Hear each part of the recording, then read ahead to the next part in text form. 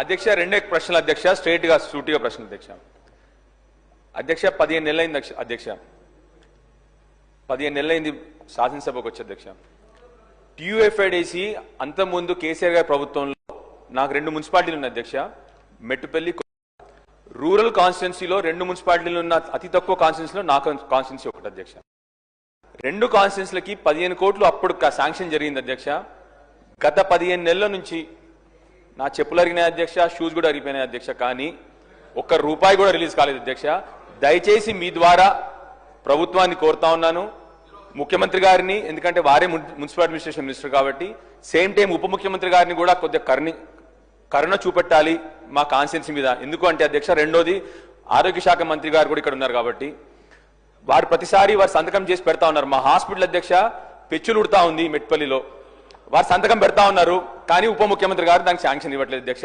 దయచేసి హాస్పిటల్ చాలా క్లిష్ట పరిస్థితిలో ఉంది మెట్పల్లి అధ్యక్ష చివరికి అధ్యక్ష మూడోది నిన్న మళ్ళీ ఉప ముఖ్యమంత్రి గారే మొన్న ఏం చేశారు అధ్యక్ష అంటే వారు అసెంబ్లీని డిస్ట్రాక్ట్ చేయడానికి చాలాసేపు గంట సేపు రుణమాఫీ గురించి మాట్లాడినారు పర్వాలేదు అయితే ఏం జరిగింది అధ్యక్ష అంటే మా దగ్గర మొగిలిపేట అనే గ్రామం ఉంటుంది అధ్యక్ష అక్కడ సడన్ గా రైతులందరూ అరే ఉప ముఖ్యమంత్రి గారి వాళ్ళేమో మొత్తం అంతా జరిగినది అని చెప్పేసి వారు చెప్పడం జరిగింది వాళ్ళ రైతులందరూ ఏం చేసినారు నిన్న అధ్యక్ష అంటే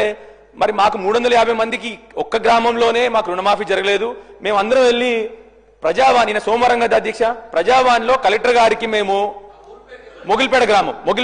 మొగిలిపేట విలేజ్ మల్లాపూర్ మండల్ కొరుట్ల కాన్స్టిట్యున్సీ అధ్యక్ష వాళ్ళందరూ మేము ప్రజావాణికి వెళ్ళి మేము ఒక వినతి పత్రం ఇస్తాం కలెక్టర్ గారికి అంటే అధ్యక్ష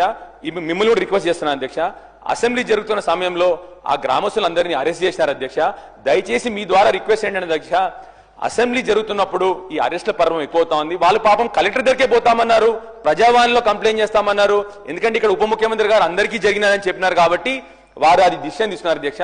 చివరిగా అధ్యక్ష ఇరిగేషన్ శాఖ మంత్రి గారు మా ఉత్తమ్ కుమార్ రెడ్డి గారికి కొన్ని చిన్న వర్క్స్ ఉన్నాయి అధ్యక్ష నేను పెద్ద వర్క్లు అడగట్లే ఒక న్యాచురల్ బేరియర్ ఉంది అధ్యక్ష రేగుంట మాటు కాలువ అంటాం అధ్యక్ష అది ఏమైంది అధ్యక్ష అంటే న్యాచురల్ బేరియర్ వాటర్ ఒక 2000 ఎకరాలకు పోద్ది అధ్యక్ష అది గ్రాడ్యువల్ గా టైంతోనే అది కొద్దిగా డిస్ట్రాయ్ అయింది అధ్యక్ష దానికి మళ్ళీ మీరు ఒక 2 కోట్లు పెడితే బ్రహ్మాండంగా 2000 ఎకరాలకు నీళ్లు మా రేగుంటకు కానీ అక్కడ చివరిన వేంపల్లి గ్రామం కానీ 2000 ఎకరాలకి ఆయకట్టుకి మళ్ళీ నీరు వస్తుంది కాబట్టి మిమ్మల్ని అడిగేది మేము కోరేది చిన్న పనులు